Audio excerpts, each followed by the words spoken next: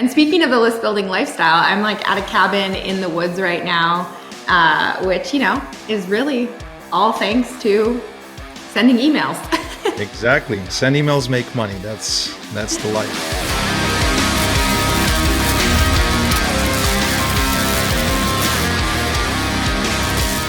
Welcome back to the List Building Lifestyle. I'm your host, Igor Kheifets, and I'm really struggling with my voice today, but I'm still going to host this episode because today I'm hosting none other than Alex Cattoni. And I've been trying to get her for months on the show.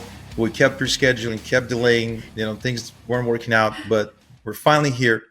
And if you don't know who Alex is, she's widely considered to be a very good, let's just keep it, downplay this, very good copywriter. She actually runs one of the largest copywriting communities on the internet. She's been featured in Forbes, Mindvalley, and Founder magazine. She used to run Mindvalley's marketing department and helped grow it by 300%. She actually rose from being a support rep all the way to the marketing director or marketing in chief, and then eventually branched out to start her own company. And recently, she's been crowned the 2022 Marketer of the Year by Digital Marketer. I guess that means something. So, Alex, welcome to the List Building Lifestyle. Thank you. I'm so excited to be here. And speaking of the list building lifestyle, I'm like at a cabin in the woods right now, which, is really all thanks to sending emails. Exactly. Send emails, make money. That's the life. I mean, I don't know of anything else that just in general, copywriting is great because what else allows you to put words on paper or on a website or in an email, and then people just send you money. Like it's almost alchemy, right? I always say that it's the number one skill that I think, obviously I'm biased, but you need nothing but a laptop and a Google Doc. You don't need fancy tech skills. You don't need any software. You don't need any apps. You don't need a super strong internet connection. As long as you have enough internet to load a Google Doc, then you can take your copywriting business anywhere, which is really exciting. Yeah. And I know some copywriters who are really terrible with their computers too. Like all they can do is literally send emails and, maybe join an occasional Zoom call. Right. I've hosted some of them on the show because they're like legends in the space. But then, when I was trying to get them on like a separate Zoom call, maybe get them here in Riverside where we record, they tend to run into trouble and really, it's like calling their assistant on like a telephone that goes like where you have to like go like that. Beep, beep, beep, yeah. It doesn't work. Yeah. All right. Well, I've been looking at your website and you got a mission statement and it states that you're on a mission to de-douchify the internet. What does that mean? Well, first of all, I'm a copywriter, so I know, the importance of creating some polarity and getting attention. Honestly, that kind of came organically after I started the Copy Posse. I didn't have that mission fully crystallized into those exact words when I started my community, but why I started the Copy Posse was because I had been, after leaving Mindvalley in 2011 and starting my marketing consulting and copywriting business, I, like many people I'm sure who have, gone into a new industry or started something new, at first you're like, oh my God, excited. I thought everybody was incredible. I thought nobody lies on the internet. And then nobody. And then I, started to notice a really dangerous divide happening in the industry where there were a lot of really amazing, authentic marketers with great products and great communities. Like and me? we're building. Yes, of course. And then there were a lot of people who literally were just coming up with shadier and shadier ways to make more money. And I just remember feeling really disheartened by that. And then the other thing I noticed was despite, because I come from a personal development background and coming from Mindvalley where, the majority of the executive team were all women, I knew so many incredible, women copywriters and marketers. Yet when you typed copywriting into YouTube, like all you saw were guys teaching it. And I was like, okay, I learned from all of them. Like, that's amazing. But like, I talk to so many women who don't think that copywriting is for them because somehow they're not being represented online. And I'm like, you know what? Okay, I can either cut and run, go to law school, like, my initial plan, or I can start talking about Wait, you gave up law school for this? I gave up law school for this. What did your parents say? You know what? They were so supportive. I think Wow. It was baby steps though. I wasn't like, Mom and Dad, F law school. I'm just going to go work overseas. It was more like, hey, Mom and Dad, I'm going to put law school on hold for 6 months and then go do this internship overseas. But then I'm going to come back and do law school. And then, of course, the rest is history. I discovered internet marketing. I discovered personal development. I started working on myself. I started traveling the world. And it was like, why would I ever do anything else, right? So I had this, very strong calling to start talking about how to use marketing in a way that I felt like I believe marketers and copywriters, like we have the power to change the world. Every movement, every campaign, everything that's ever, spurred an emotion or desire in you to take action, after reading something is copywriting. And there's so many incredible ways to use it to make a difference in people's lives and in the world. And yes, make money. We all love money. I love money. It's great. But, how can we change the face of marketing? And so I started talking about this. And it wasn't until, sometime in my first year, as I started building my community and I was getting really fired up about changing the face of marketing and going, okay, posse, like that was why I called it the posse. I'm like, I want us to feel like this global army of really amazing people who are out there like doing the work and changing the way marketing is done. And it just fell out of my mouth. I said, we want to like de-douchify the internet. And the response that I got from my community was like, oh my God. And I was like, okay, that struck a chord with people. So I just finessed my mission to those beautiful, short 3 words. And, that's how it came to be. Well, I think you nailed it, because it resonates instantly. There's no ambiguity about it either. Like everybody can probably assign a meaning to that statement that it means the most to them. It's specific, but it's relatable because everyone can think of a time in their lives where they were duped by some sort of, misleading marketing, forced continuity, fine print, hypey clickbait. I mean, we can all think of that experience and it's not nice and it evokes emotion. So yeah, what I don't like about it, about the way the industry works is after a potential customer, who's potential customer for me, but was a customer of somebody else who, and they put them through that experience, they come in with that baggage. It's super almost skeptical. like, it's almost like trying to like approach a woman in a bar that's just been burned by 3 guys and she's like lost all hope in men, but she still hopes to find love. So all of a sudden you find yourself having a conversation with lots of barriers that you don't even know you're dealing with.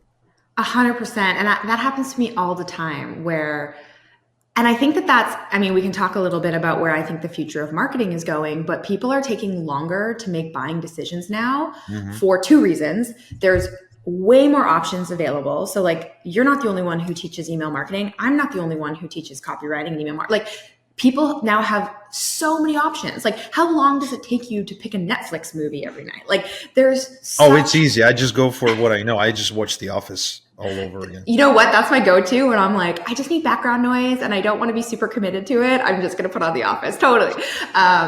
We're probably like around the same age because I think that like that's like just my safe space is The Office. But anyway, right. It's amazing. It's so unique. But it's funny as hell too.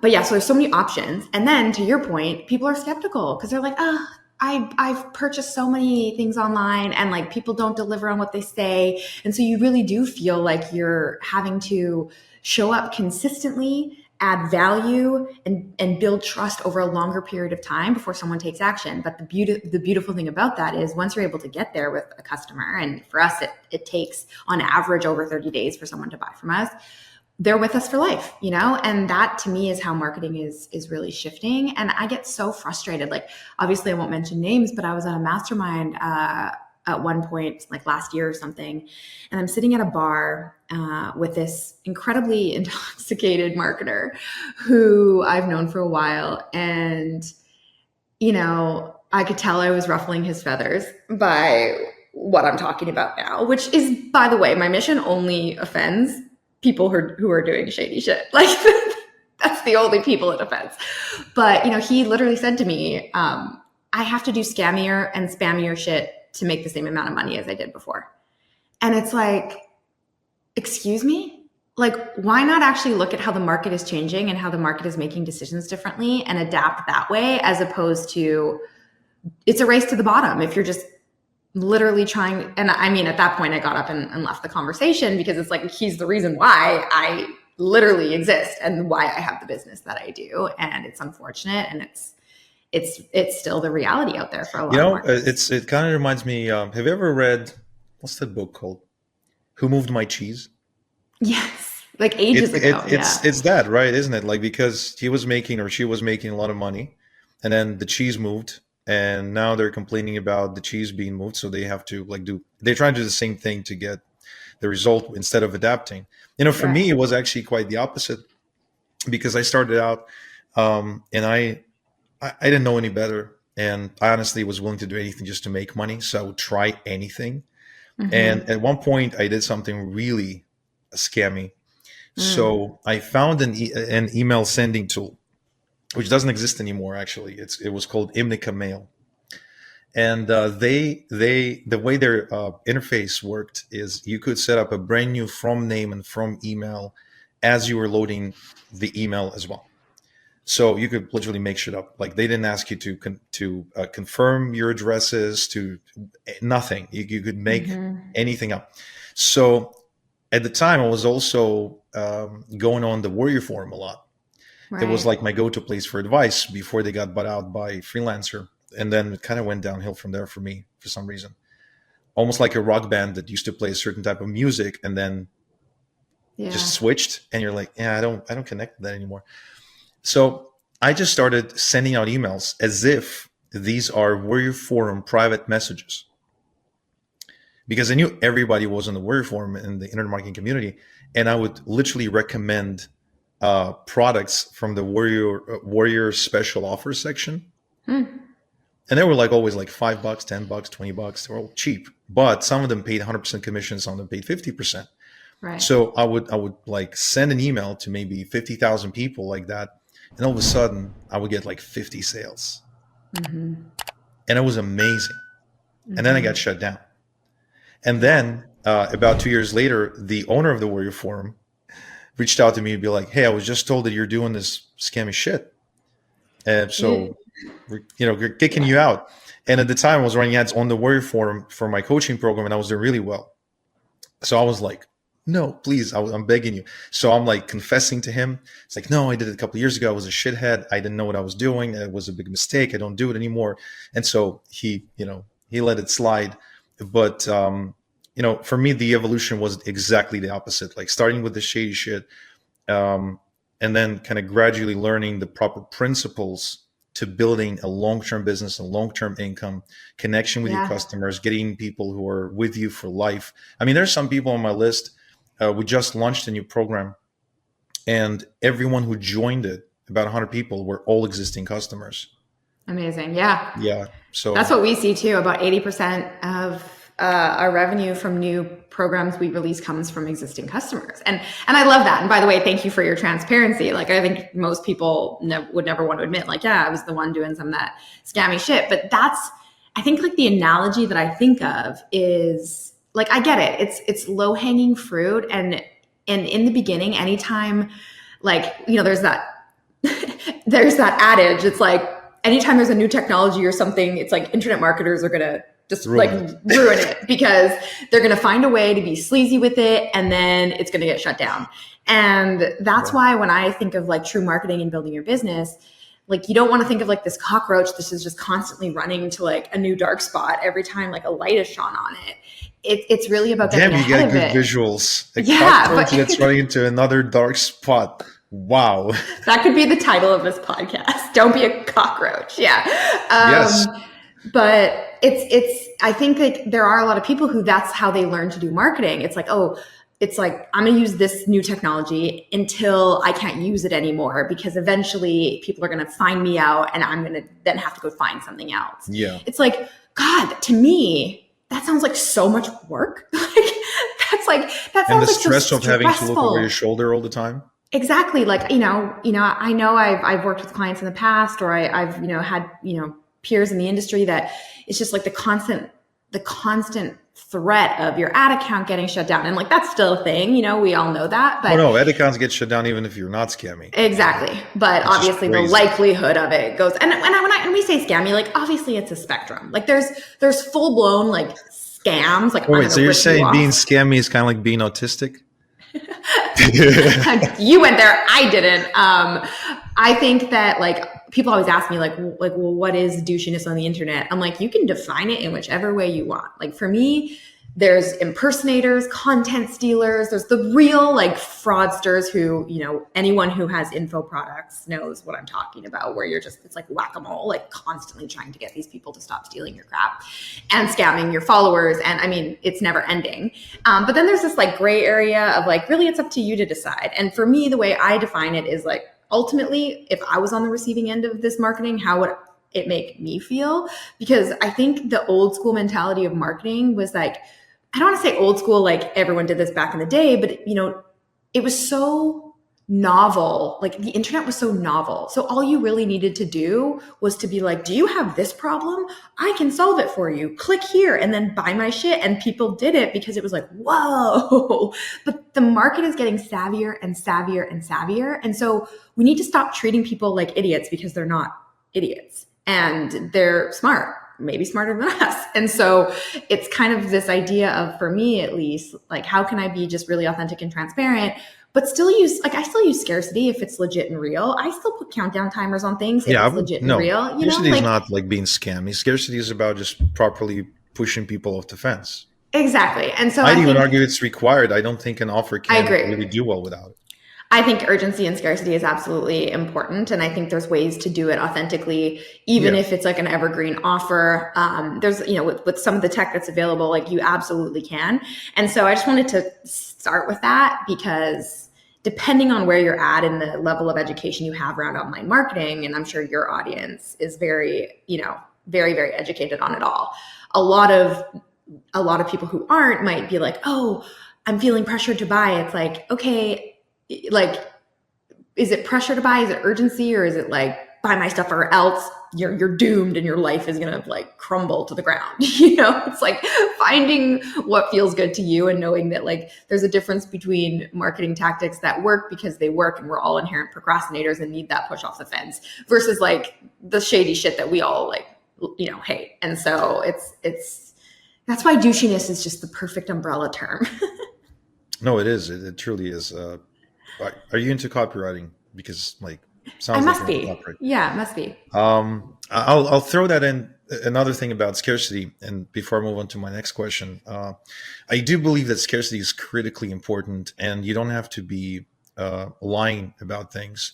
But what people don't realize is that scarcity is important not just because people procrastinate like in the moment, like, oh yeah, I would really love that, but I'll get to it later. That's actually, I think, maybe less than 30% of consumers. I think for the most part, the reason we need scarcity is because, and I learned it actually not because of the marketing that we do, but because of my internal team and myself, is I noticed that if I'm working on a project and there's no actual deadline, that project isn't going anywhere. 100%. Right? I mean, if there's like a whiteboard and I have this much space for like working on it and this much space for some, like I'll take this much space. It's just going to fill up all that space. 100%. It's human nature. Like if I say to you, like, you can buy this now for $100, although they're more than that. I don't know how much these are, $200, $300, whatever. Or you can buy them in a week at the exact same price. Like you're going to be like, okay, I'll just buy them later. And that's human nature. I think, so I'm a big proponent of scarcity, anybody who follows any of my stuff. And I find ways, even in an evergreen fashion, to be able to use scarcity, like limited time bonuses and that truly do expire. And there's ways to do it where it's absolutely real. And I agree, every single campaign I run has scarcity in it. And so I think where it becomes a slippery slope is, when it starts to become fake, so I always say, like, just don't fake anything. You can automate it, but don't fake it, Yeah. No, it's a good point. A really good point. So going back to consumers who get duped, get burned, what do you think about this? Tell me if you disagree, agree, or people kind of stop after being lied to or taken advantage of or having their expectations not met for a few times. People stop not only trusting us as a collective representative of the education space online, but also themselves. Like, I noticed that they really don't trust, like, the way you see it is they would refuse to get on a webinar, they would refuse to get on a phone call, they would refuse to engage you because they're afraid and they don't trust themselves to make the right decision. Yeah, I think that could be it for sure. It's an interesting way to think about it. And I think you hit the nail on the head, is that right now, mistrust in the market is at an all-time high. So if I had to name the top 2 currencies that are the most important in online marketing right now, it would be attention and trust. Mm. And I do think that people are so inundated with people wanting stuff from them. I mean, I get so many cold outreach emails daily. I get, DMs and text, text messages, and you're like, how did this person get my number? Or, the scammy text messages, which, like, your Netflix account is needing to be, topped up. And you're like, oh my gosh, how many people fall for that? I think. Did you get the one that says you need to pay your taxes with a gift card? I get those a lot. I get, like, your package is out for delivery. Click here, and it's like DHLL something, or like it's so sneaky, and it's like the stuff that really pisses me off. But I think about my father, who is very, very vulnerable. He has an aging brain injury, and he can't quite discern between what is a good decision and what is a bad decision. And he emails me every day being like, I have this payment that I'm like, no, Dad, like, and I just think about all the, senior citizens or the people who have, any sort of cognitive disabilities like my father. Like, I think of them and I'm like, man, if I'm being nearly duped, then it really pains me to think about that. And so we all have that experience. And so nobody trusts anybody. And you're right, as a byproduct of that, it could be that we're starting to kind of not trust ourselves, because I know that as someone who is incredibly literate with online marketing stuff, there have been times where I have fallen or almost fallen for some sort of a scam. When you get a Facebook message from an actual good friend who you were just talking to like 3 days ago, and they're like, is this you? And they send you the link and you're like, what? Like, I get it if it's someone from high school that you haven't talked to, and so I can imagine how, like, I feel, I guess ashamed is kind of the word, like, oh, I can't believe I fell for that. And so I do think you're right. I think people are losing trust in themselves because they're like, I don't trust my ability to be able to make a good decision here. And they're going to use their marketing superpowers and they're going to manipulate my brain. And I'm, and I think that, to me, that's scary, because what we actually need to do right now is double down on our intuition and our humanness and what makes us actual living, breathing, creative, strategic, smart people. Or else it's not going to be good. I also say we should double down on espresso, but that's just my opinion. I love that. I've had a lot of coffee this morning, so yes. All right. Well, let's talk about something that everybody talks about these days. Okay. What are your feelings around Chat AI? GPT? I knew you were going to ask me that.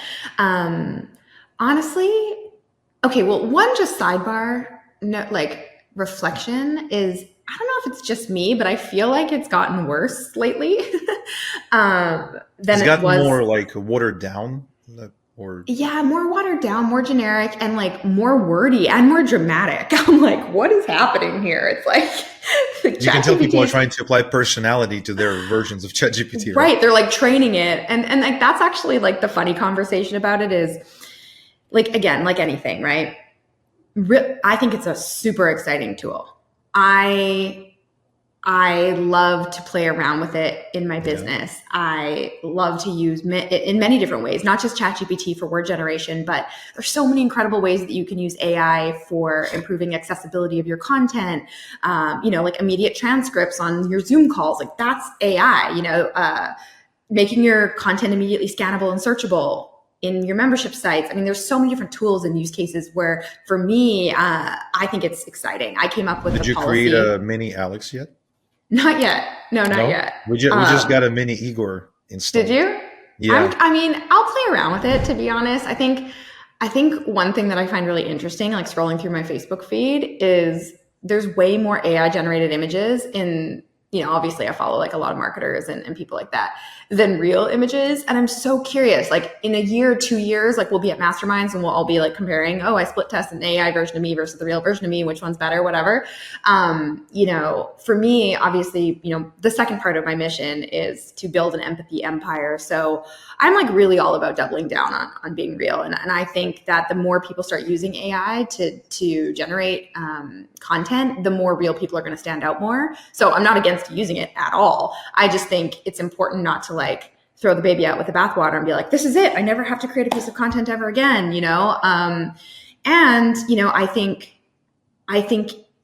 I just think it creates a great opportunity. I train my copywriters on how to use it to do ideation and customer profiling. And there's so many use cases for it. It's really good at customer profiling. It is, it's like, oh, I never would have thought of that specific challenge. Would I say it in that like overly dramatic way? No, but, I didn't even think of addressing the emotion of guilt or, some of these emotions that ChatGPT will help come up with.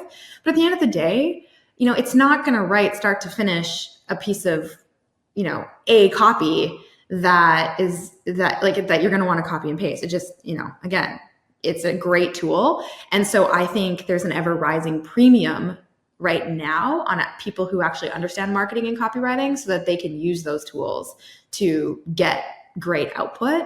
And, that's always the way I've taught copywriting.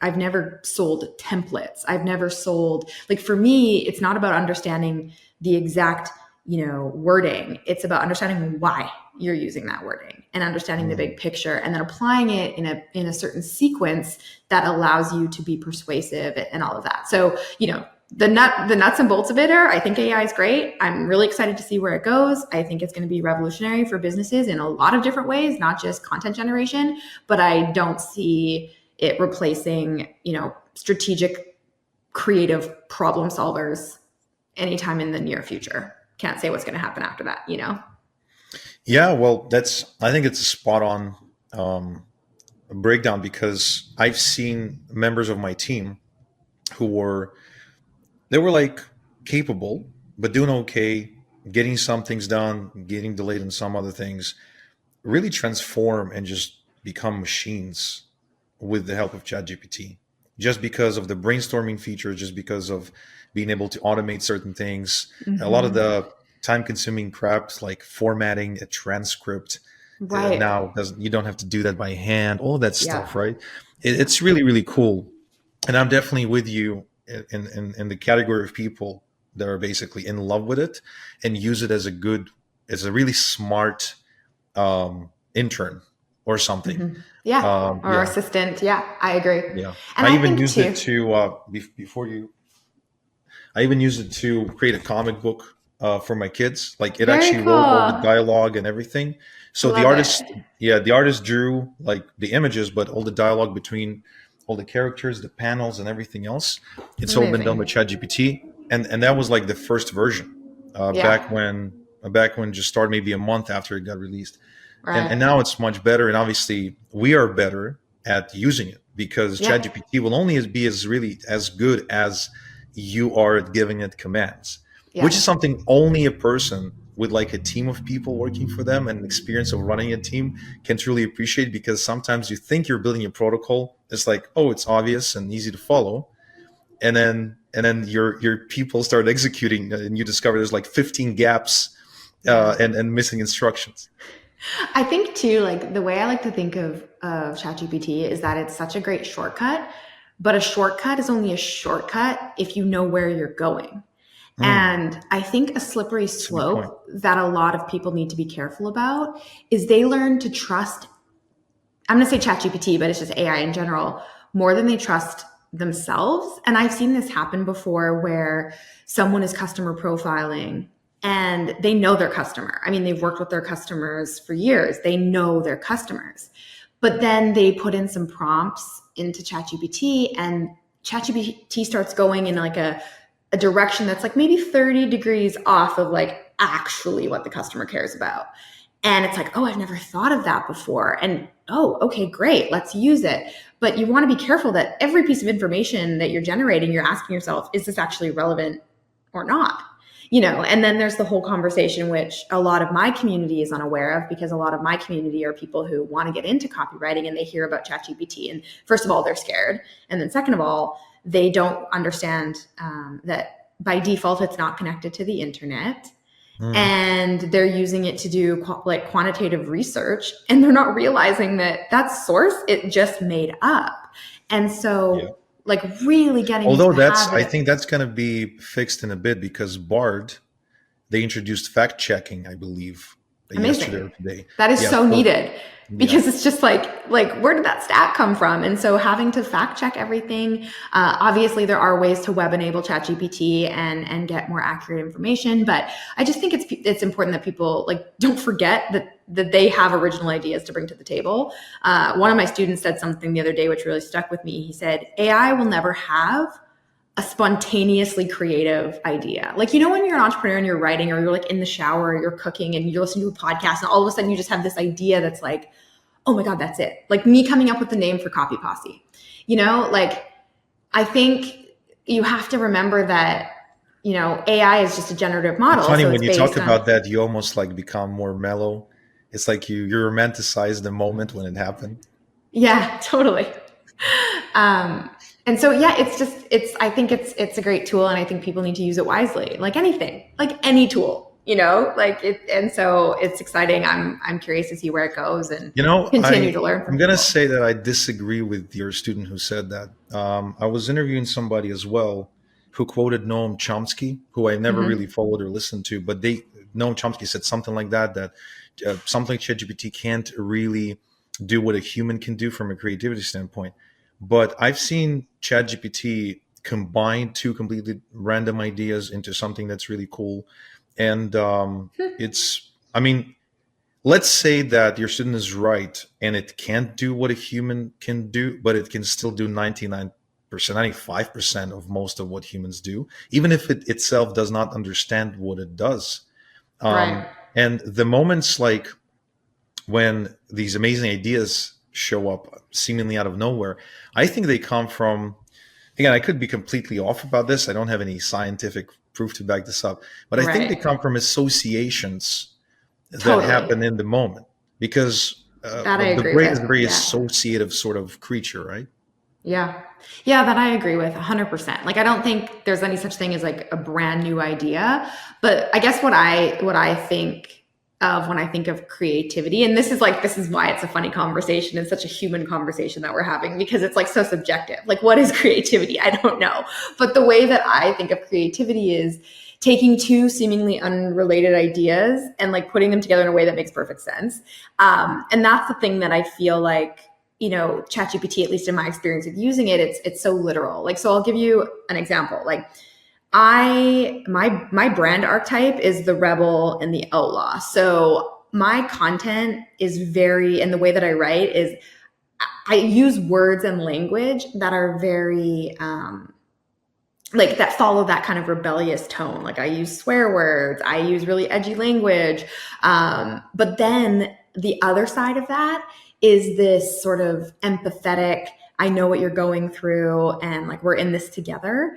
And I find that ChatGPT is really good at writing in let's say one way, which is write with compassion, but then a side of edginess, that's where it kind of loses the nuanced conversational, but also it's hard to explain, but that to me, it's like, it's so good at starting. And then it's important for you to be able to take it over the finish line and make sure that you're not losing like your brand voice and the things that actually you're trying to communicate in the process. Does that make sense? Did you ever, it does, it very much does.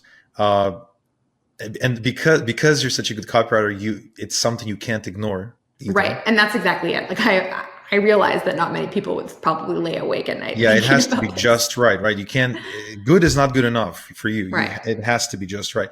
So question, what I've done with my ChatGPT on many occasions for different purposes is I would actually give it, there's a prompt that I use. I give it about 1,000 words of my copy. Wow. Mm-hmm. And then I say, analyze this style. Yes. Mm-hmm. And then it'll go and be like, give me like 6 or 8 bullet points. Oh, it's conversational. You use metaphors, you tell stories, whatever what that particular piece is. And then I ask it to write in that style. Most of the time, it's like, for me, it's like 90% good. Have you ever tried something like that? In one way, it's kind of a similar thing. And I thought this was so genius. The same student who had the thought before shared, we did a training last week on how to use AI to write headlines. And he shared this idea that I can't remember the name of the book where he got this idea from, but you might know if I say it, that, looking to tabloid headlines as an inspiration for writing. And so I've heard that advice from like many copywriting courses. Exactly. And they work. We know that the tabloids, despite how trashy they are, we're like, it's like, we love the trash. And so what he did, and it was similar. I'm a copy raccoon. Give me a trash. Copy raccoon. Now that's a brand. You could take this tabloidy headline, ask ChatGPT to analyze why it's powerful, and then feed it and go, okay, now using those same concepts, write me a headline that is for this customer, avatar selling this type of product. And it actually pumped out, again, not copy paste word for word type of headlines, but like really great ideas that I was like, oh, that's so cool. So I do think that is where it's really good at analyzing and mirroring. And I think anytime you can use that strategy and that sort of prompt sequence, I think you're going to get better results, obviously, than if you're just asking it to write you a great headline.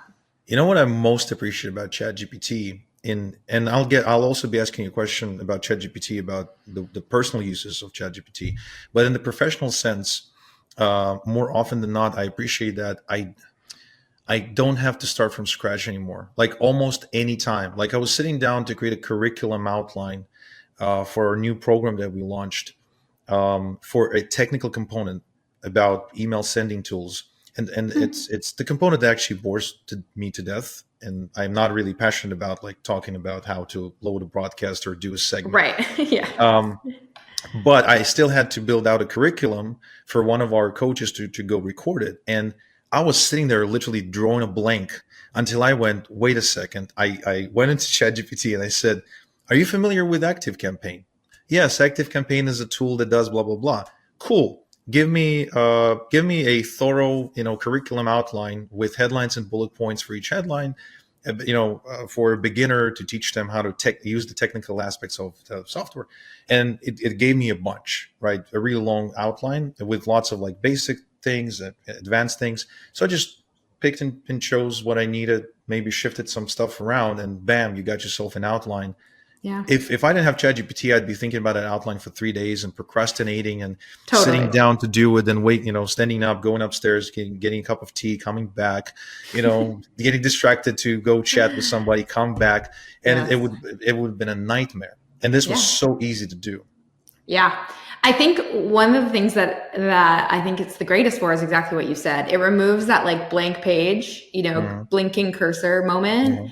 And it takes away anybody's excuse to not get started, because now anybody is like, okay, hey, you're not the greatest writer. You have a hard time, like, sitting down to focus when you're creating an outline or whatever. Like, this is the greatest freaking place to start ever.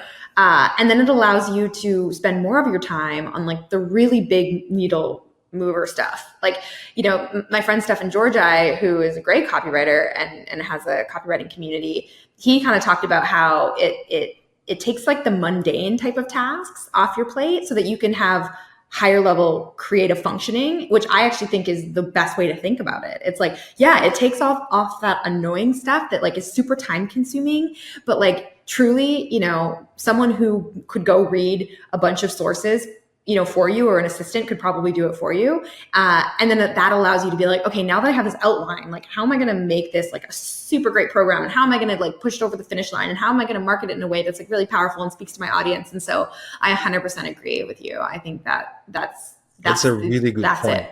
Mm-hmm. Yeah. You know how sometimes like all you really need is just a new frame of looking at something to completely change your relationship to the whatever you're looking at. Yeah. I was trying to convince a buddy of mine who's an internet marketer in the BizOps space. And he basically kind of like a hermit. So he would like not get out of the house for 3 months at a time. Mm-hmm. And every now and again, he will show up around my area and he'd like, hey, I'm in town for 2 hours. You want to grab a coffee? So we go grab a coffee in this Israeli coffee shop. And we sit down, and ChatGPT by then is like 6 months it's been out. And I was like, mm-hmm. I know you code, I know you write copy. Tell me what you think of ChatGPT. He's like, ChatGPT who? So you haven't used it? No. So I show him ChatGPT and he brushes it off. 3 months later, we meet again. He's still not using ChatGPT. He said, I played around with it and don't understand it, whatever. Again, he's a technical guy. He's a copywriter. He writes code and he writes copy and he understands marketing. He's a very shrewd businessman. And then what I've done is I know that, he's overweight, always been overweight. And every now and again, he'll go on like a fasting routine when he would fast for 3 days and eat for 2 days or do something else, go to the gym, stop going to the gym. So he's always like struggling with that issue. And I said, you know what? Here's an example. Do you have any dietary restrictions? It's like, yeah, I can't eat this. I don't like eating that. Okay. Do you know how many calories a day do you need to consume to be losing weight? Yeah, approximately like 1,500 calories, maybe 1,300, just so there's a deficit. Okay, cool. So what if we do this? I get ChatGPT and I say, build me a meal plan that includes these products, does not include those products, give me portion sizes, meals, etc. Make sure it's no more than 1,300 calories a day. Make sure it also includes chocolate and snacks and stuff like that. And I gave him the phone and said, hit submit. And so he's watching ChatGPT create like a full-blown meal plan, and it got him. It just got him. Like he got hooked on ChatGPT. I did the same thing with a buddy of mine who's a lawyer, who like specializes in creating contracts and in all kinds of stuff that lawyers do. You probably understand it. I don't really understand it. And, he at first, same reaction. No, it's not for me. It can't do what I can. It might be kind of good 50%, but I'll have to work on it anyway. Until, he was working on like an anti-money laundering protocol that a company needs to have in order to transact internationally with some conglomerate. And then he came to me and he's like, okay, I need this. And he like, okay, cool. So what I do is I take my assistant from Africa. I say, talk to Sausen and, she'll help you out. She's a master at ChatGPT. So he just tells her what he needs. And she goes on to build him a set of 20 documents over a course of 2 days about anti-money laundering laws in everywhere. And she has zero legal knowledge. And he says, wow, this is actually 80% good. I can use it. It's just, he was blown away. So now he's like in.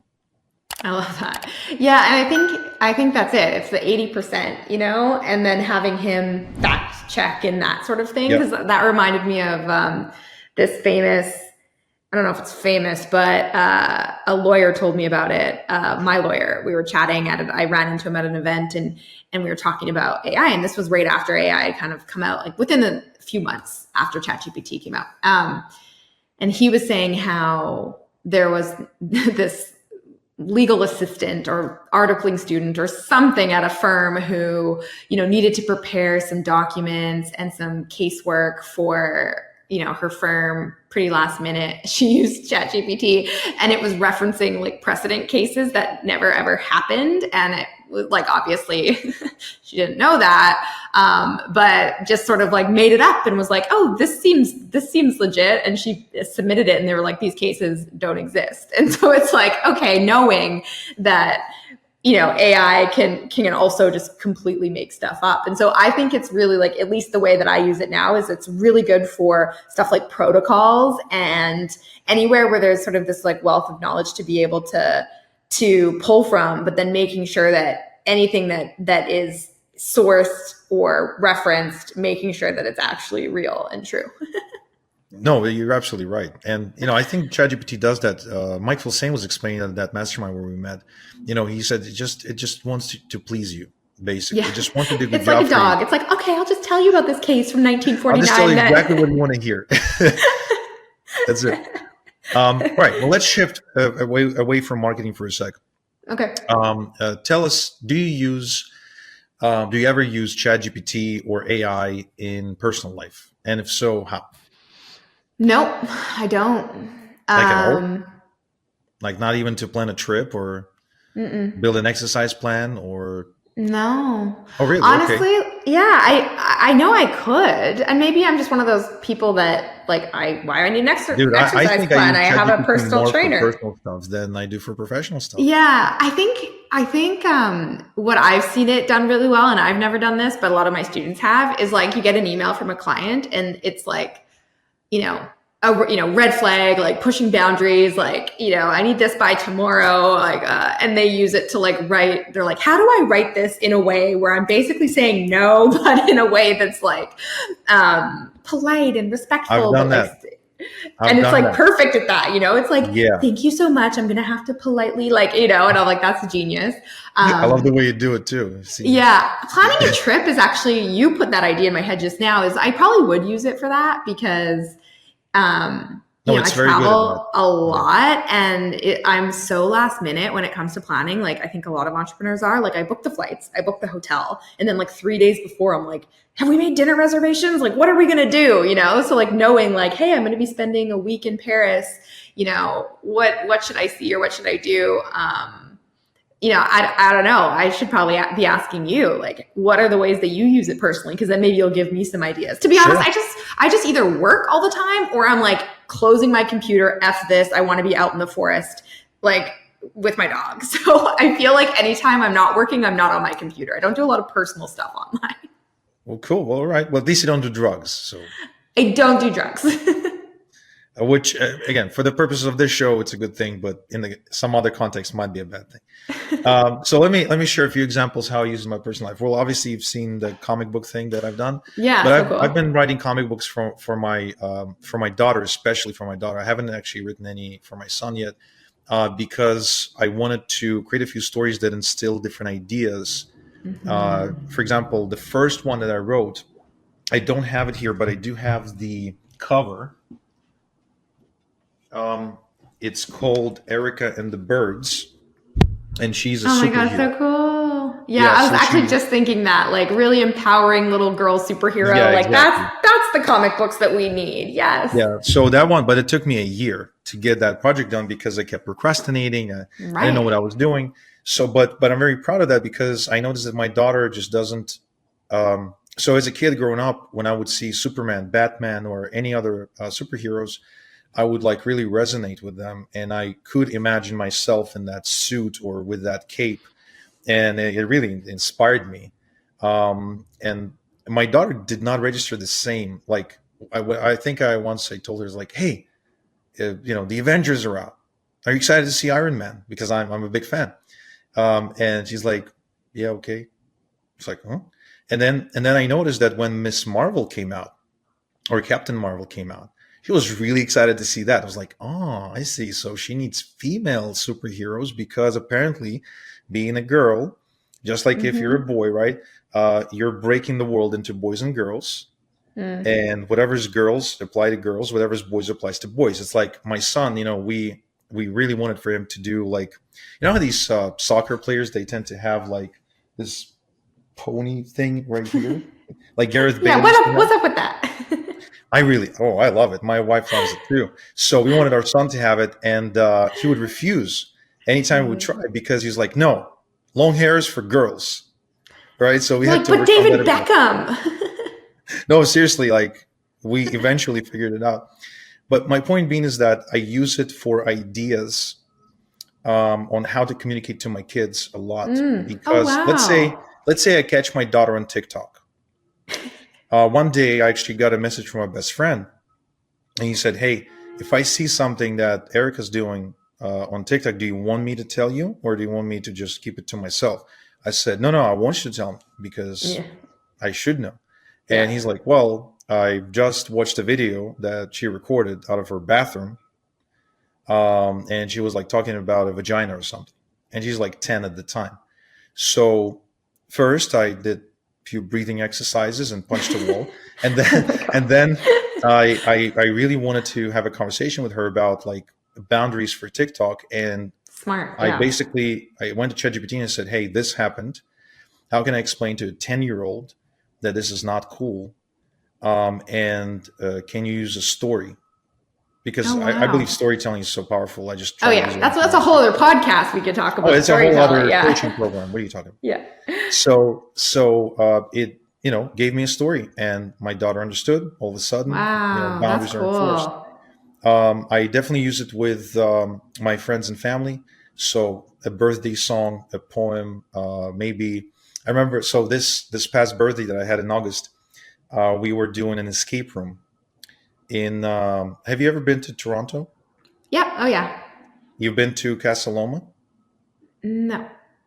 It's like a big. It's like the closest thing to a castle we got here. Got it. It's like a really rich British guy used to live here for a long, long time ago, but they made it Got into a it. museum. Okay. Wow. Cool. So in that thing, there's the museum, and there's a bunch of escape rooms. You ever done an escape room before?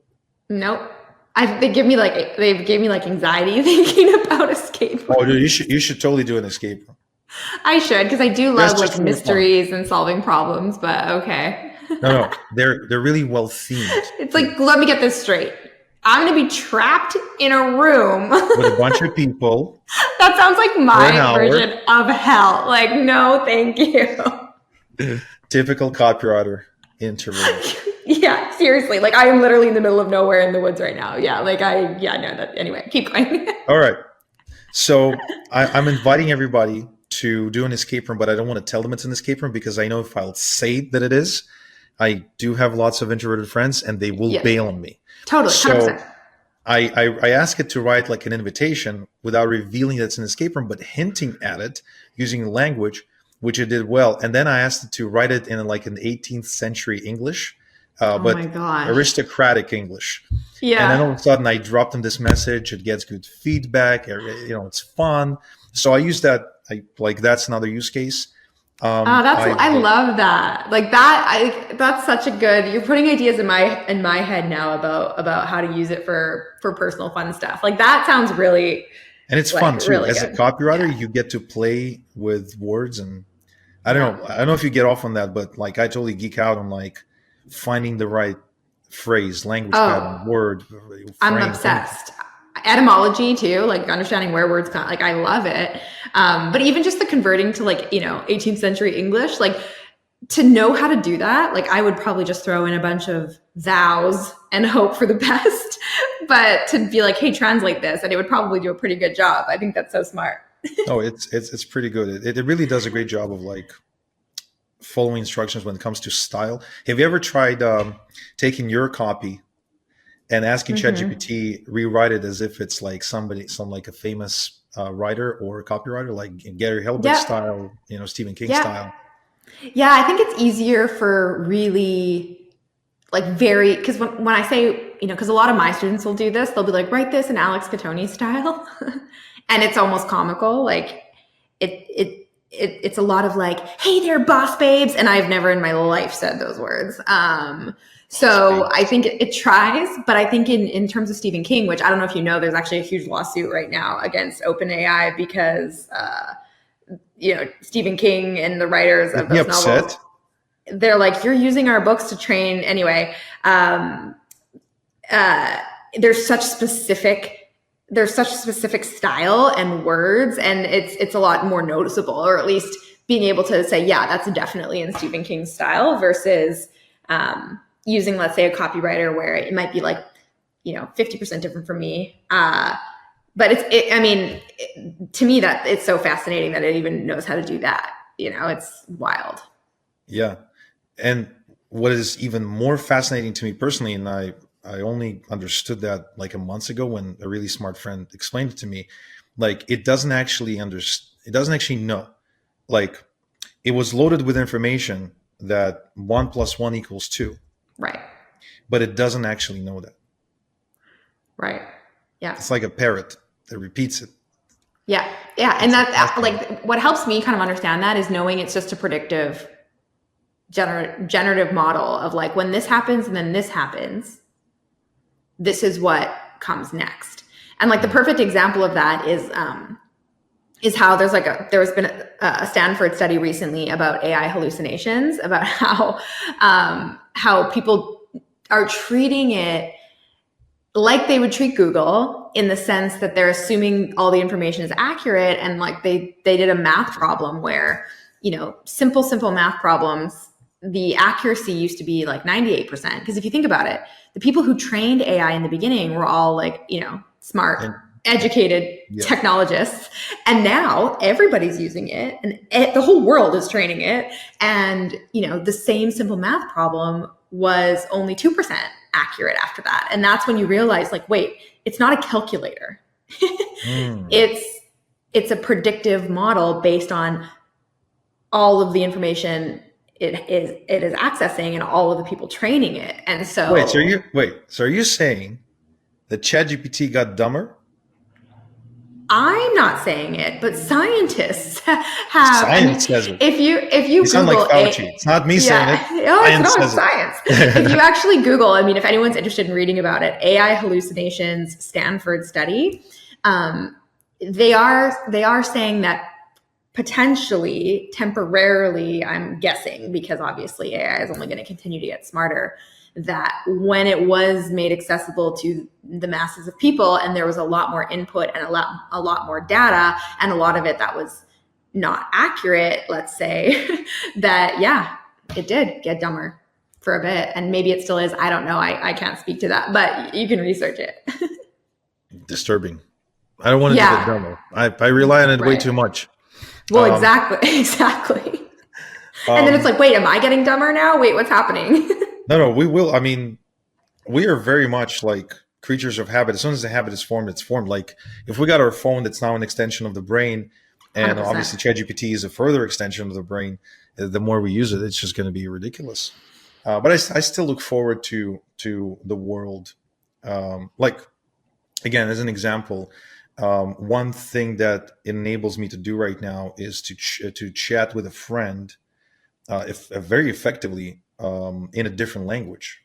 Yeah, that's so cool. Yeah, like I actually, went in and started using it. I said, I want you to translate what I type into a slang in that language, not just like try to like use a dictionary on me. Right. Like Google Translate is very challenging, even to this day. It's been around for so long, but it's still not there. And ChatGPT does such a good job of understanding context of what I'm trying to say that all I have to do is just copy and paste the message after that.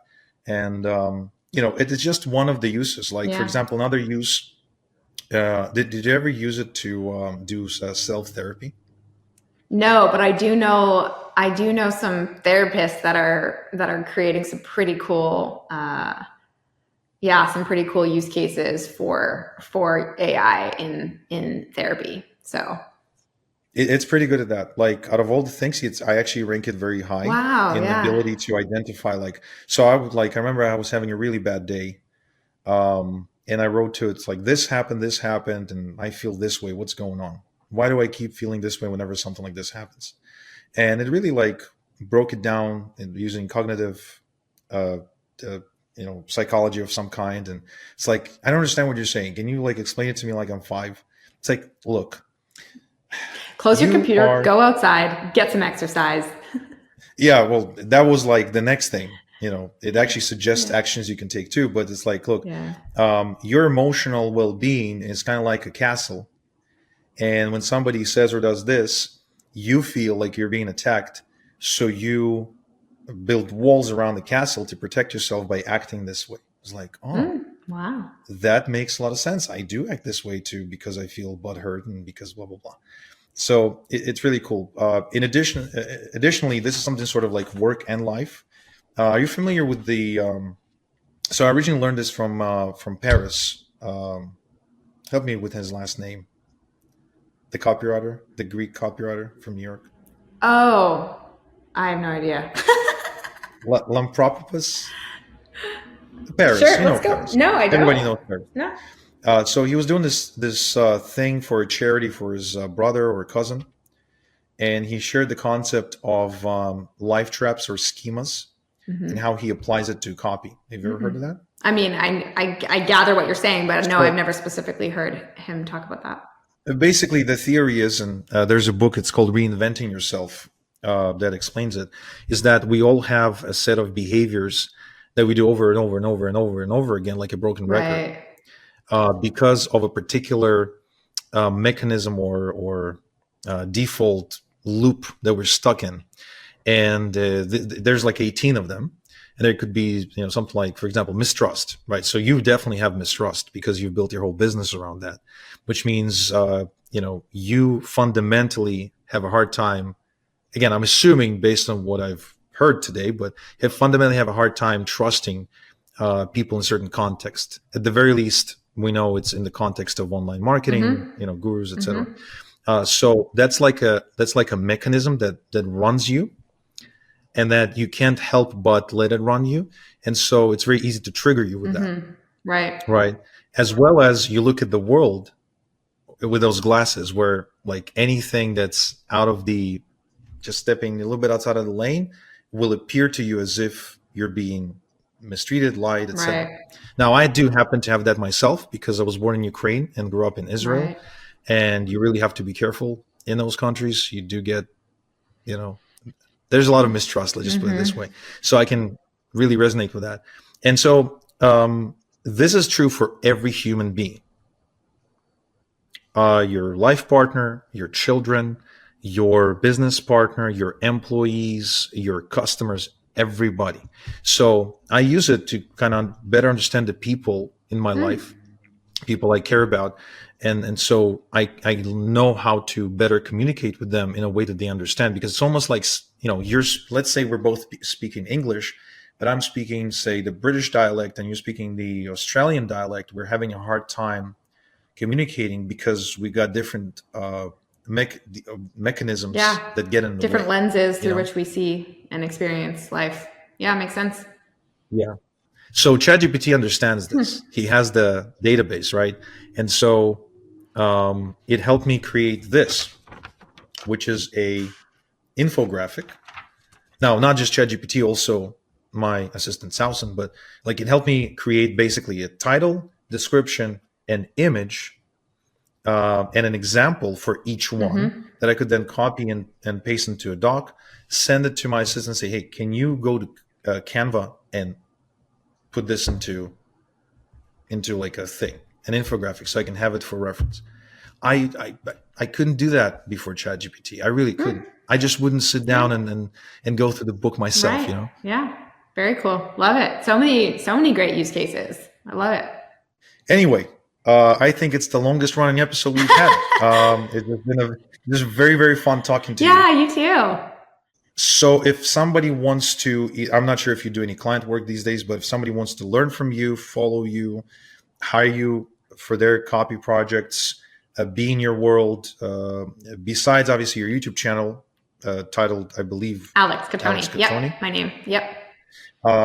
Where else can they go to get into your world? world? The best place is copyposse.com. I don't take on clients that much anymore at all, but I do have a huge community of incredible writers. So if you are looking for a writer, specifically a writer who understands copywriting and brand storytelling, which is a huge part of what I teach, you can find out more about that there, as well as connect with me on all of my different social channels and things like that.